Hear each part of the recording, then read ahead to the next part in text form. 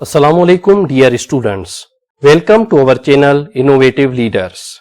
Dear students, in our series of parts of speech topic and kinds of pronoun, today we will learn about distributive pronoun.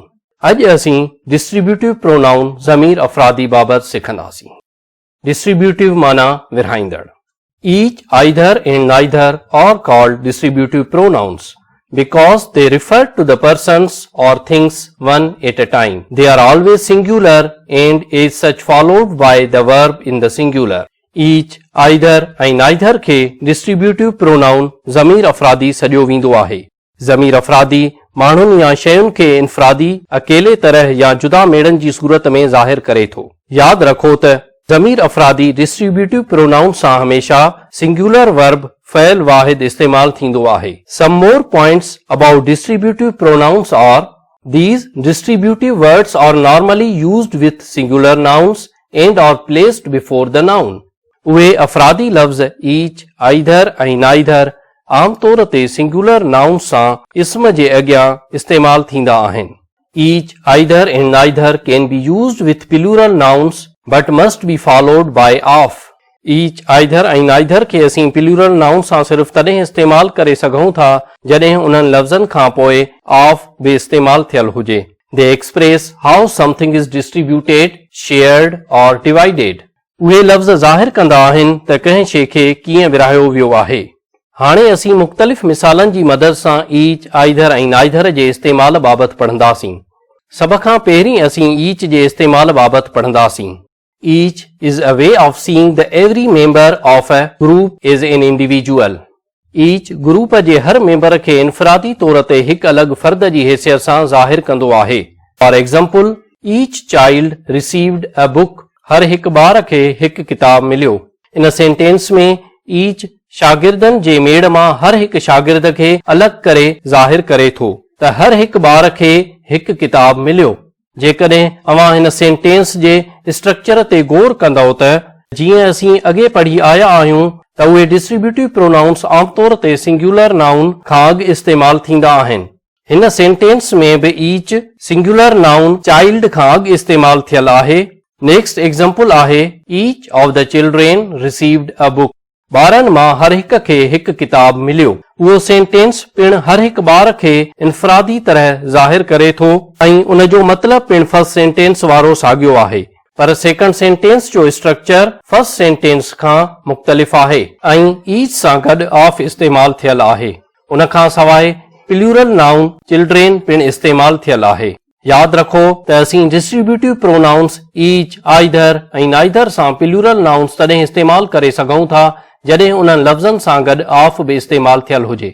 Next example आहे each days और new beginning.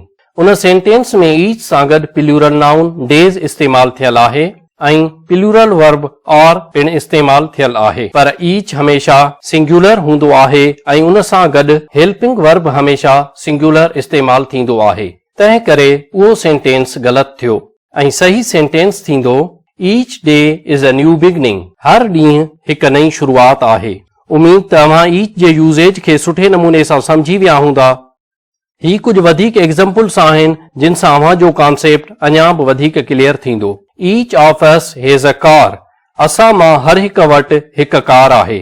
उन sentence में plural pronoun अस सां गॾु singular helping verb has इस्तेमाल थियल आहे. नेक्स्ट सेंटेंस आहे Each of the students can participate in the speech competition.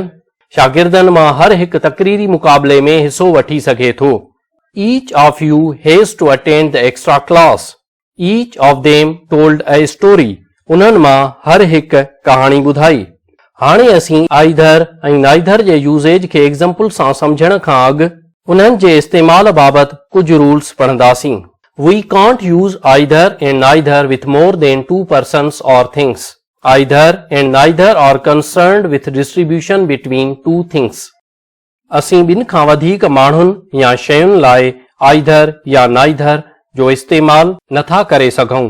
Either ऐं neither सिर्फ़ ॿिनि शयुनि या फ़र्दनि जी विरासत खे ज़ाहिर करण लाइ इस्तेमाल थींदा आहिनि. Either is positive and neither is negative. Either हाकारी बयान लाइ ऐं नाइदर नाकारी बयान लाइ इस्तेमाल थींदा आहिनि. Now we will learn about usage of either. Either means one out of two.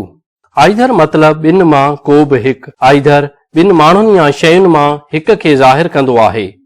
For example, फर्ज़ कयो त आउं ॿिनि शागिर्दनि खां को सुवाल पुछां थो ऐं चवां थो त अव्हां ॿिन्ही मां को बि हिकु मुंहिंजे सुवाल जो जवाबु ॾेई सघे थो, त आउं चवंदुसि Either of you may answer my question. तव्हां ॿिन्ही मां को बि हिकु मुंहिंजे सुवाल जो जवाबु ॾेई सघे थो.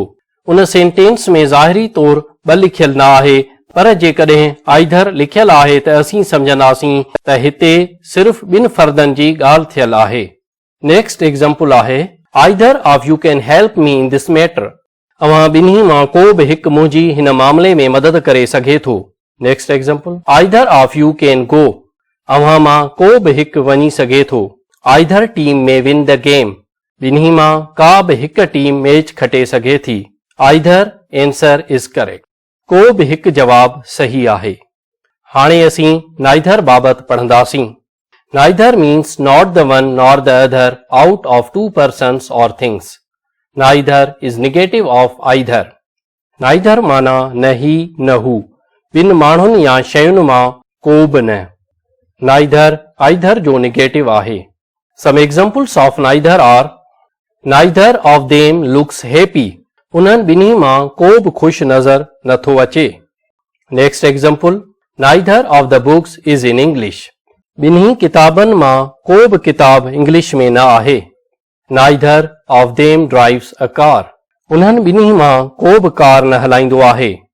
Neither of the members will attend the meeting. को बि मेंबर मीटिंग अटेंड न कंदो. Now we will summarize the topic. हाणे असीं Distributive Pronoun बाबति टॉपिक खे समराइज़ कंदासीं. Each represents every member of a group as an individual. Each group जे हर मेंबर खे इनफरादी तौरु ज़ाहिर करण लाइ इस्तेमालु थींदो आहे. Either means one out of the two and neither means none out of the two. ऐं neither मतलब ॿिन्ही मां को बि न, न ही न हू. Dear students, उम्मीद आहे तव्हां डिस्ट्रीब्यूटिव प्रोनाउन each, either ऐं neither जे इस्तेमाल बाबति सुठे नमूने सां समझी विया हूंदा. पंहिंजो फीडबैक कमेंट जी सूरत में ज़रूर ॾींदा.